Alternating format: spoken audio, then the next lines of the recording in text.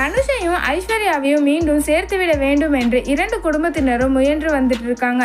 குறிப்பா அவர்கள் 2 பேரும் மகன்களுக்காக சேருவதுதான் எதிர்காலத்துக்கு நல்லது என்று ரஜினி முழு மூச்சாக நினைக்கிறாரு. இதன் காரணமாக அவரும் நேரடியாகவே இருவரிடமும் பேச்சுவார்த்தை நடத்தியதாகவும் ஆரம்பத்துல அதுல எந்த முன்னேற்றமும் இல்லை அப்படின்னு சொல்லப்படுது.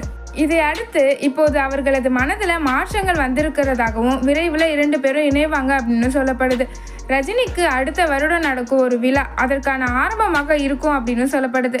இந்நிலையில் தனுஷ் ஐஸ்வர்யாவின் விவாகரத்து வழக்கு ஞாயிற்றுக்கிழமை சென்னை குடும்ப நல நீதிமன்றத்தில் விசாரணைக்கு வந்துச்சு. ஆனால் 2 பேருமே நேரில் ஆஜராகவில்லை.